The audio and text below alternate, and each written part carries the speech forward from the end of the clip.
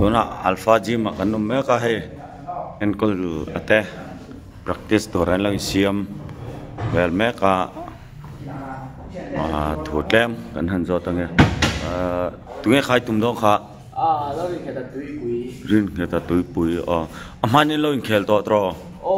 June me July phải lại cái núi bản hành cái sẽ là thấu sơn jo ka kan in jo tro tuna hian enge I chakir iringem thầy có cái số chặt cái gì không này I fit du to ni kha ma cho ni mel po wet kat silo cho ni tlat du duk me tro fitness po atha to ni kha chun ani le ama hi fit ve thawanga te meang practice ve ranga alo sang jok bok she mi hi advantage ani tan chun tha dewanga tro te meang hupur rok pha deu rum lawa pha lo lo ama cái cái chiang phải là game khẩn nan đó lúc bằng sai có sẽ lụm mà ta cái hồ tổ này game cái chiang này chúng ta hành phụ em chân in lâu khel hậu na rei to ni mo rei về to 2015 hành rồi all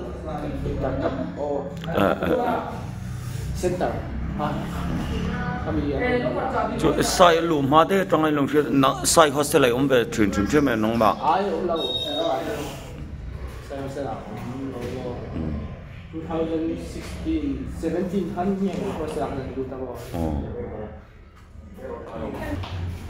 anh coi tiệt đây Champhai nia atom tổ hết túi bụi ở Champhai district về ven nia in phiết chiến nó thăm chỗ nia championship at po Champhai ayo te panin ron khel ho lo mo state championship vela si ha lei ai so la han koi ti koi thum la han ho pan mo ani chuan in chu amu nom view ani lo pon amu nom lo view thei tlat ani chu tro ti meng hay in se chiang deu hi chu mũ nôm lẩu chân siêu về riêu thì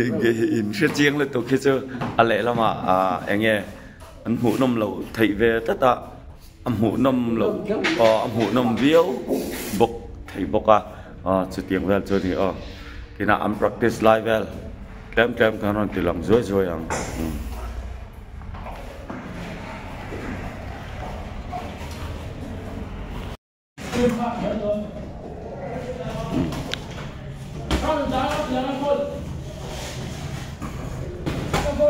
ti lùng về nan lại fitness maintain nan nấu phong em phiền bùi về mấy cái này nấu phong phiền bùi hi trong cái khop mê sang đầu tan te distance lại footwork xiêm nan hiền trong cái riêu cái gì plan check wall về là hành tir về là mỏ nó cũng mani ai te mani ai wait hiểm kha han tan chiết bà han dẹp dâu rồi là khang ở han phụt tuộc để distance về khát tiếng về dẹp nan han trong cái riêu sẽ hiện có là chỗ tiếng chỗ nó chia lâu ni khel đàn tour mà ai sang mà tụm na thì đàn tour angin pan nhiều nghèo mày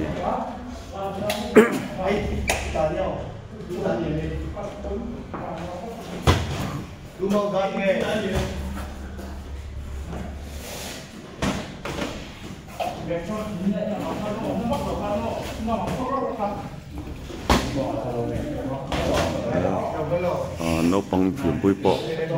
ba ngày hết mày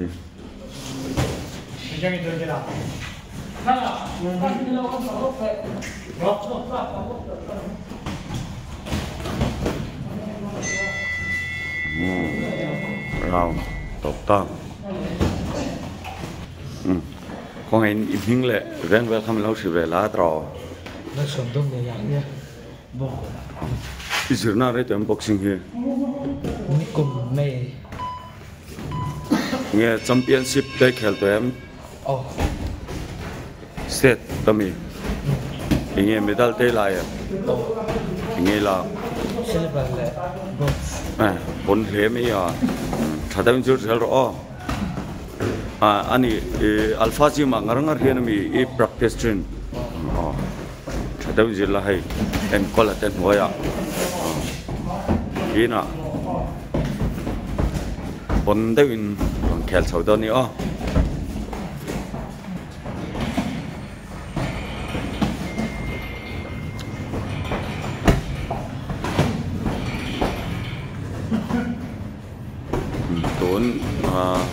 car top lama hian hei kena LPS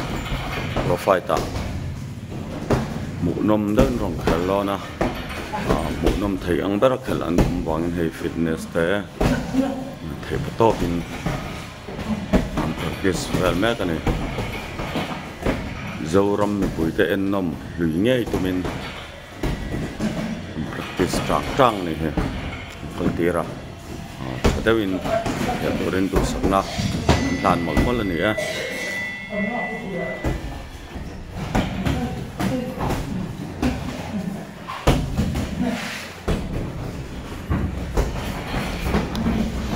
tay lô bì lệ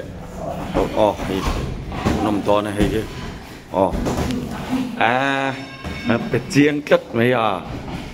chiên cất kéo par cắt phủ lệ dâu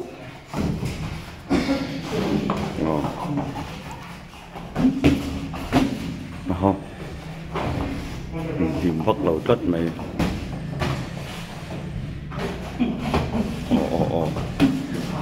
chép phủ dâu cô bạn tới hồi xuân thì sẽ ăn tạc ăn đâu thì đó thì cả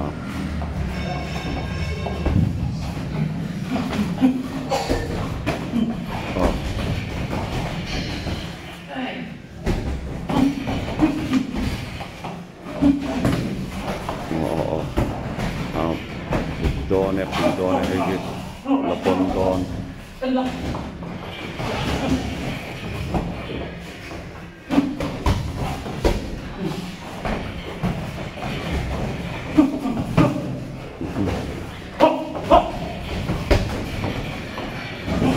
này khi kém xỉu là tiêu chung ai thì cái nào senior ten lên puang ai don rất anh hay cái thua là sắm lâu rất sen kelly chụp mũ nôm và xem này cái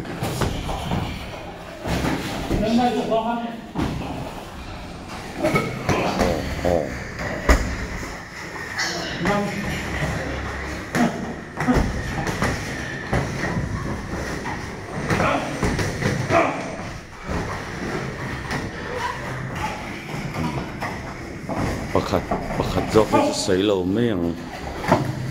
lar nge ni a ris ve na chuan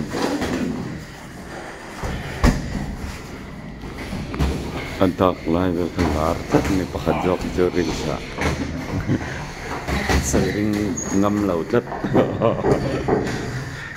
kina alo in ve chuan se le don thawa ta hạ thế bây giờ hạ lai ngắm từ cuối là còn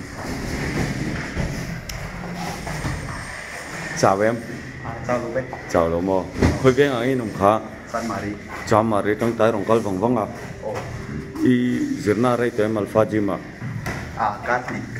cát thì châu mò chuan boxing hi hiện tại cả hai ni giữa truyền thống chứ em giữa ngày lâu mò chuan hệ tạ giữa trận đón chia boxing ni lâu nghe usu muay thai thì vẫn tay khel truyền thống chứ em karate mò rồi thật đâu giữa em ngay đâu hình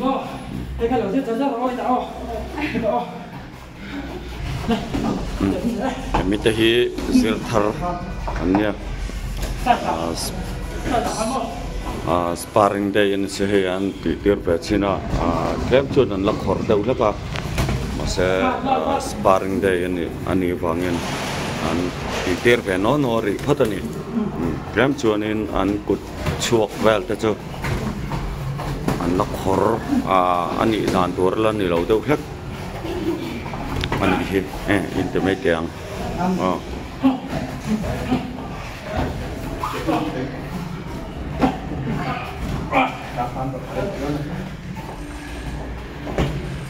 top trap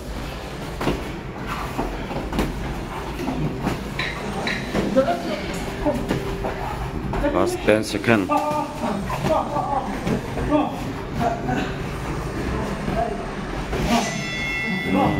ta hết mi thiêu cảnh giọt về lúc còn về lại minh lệ riêng về hello xoay về là Doan khơi về sao trang mò ý sự na rây tổ em nắng car thum về mò hết tay cả mai muốn tăng ngày giờ chuyện nè chả tay giờ đó nữa hết tầm hi cho mà khăn là lằng to cần giọt lâu mấy à cái profit tốn hi lâu trẻ tại ôi cái sinh sát thì nghe giàn tối cả từ ai khăn giang kilo mo bây giờ ra lâu giang lâu có không mo đây trần lại đón chưa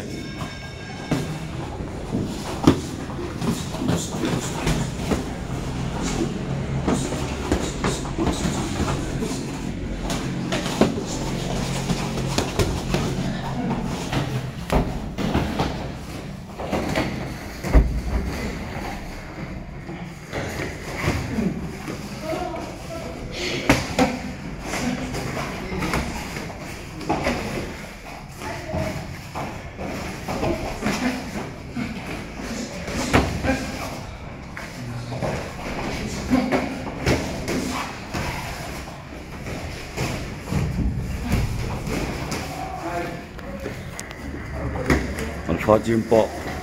profile level sang to chanua la he khol kho tanga rom practice ta an ho to thoma tla ho thol le chan do to ai zo la tanga jitu an ta khan he rom pan le chu chut thai to ni an nu la ho te kha wen tla chun kal lo nya man he an mel mu to rom lo tlat an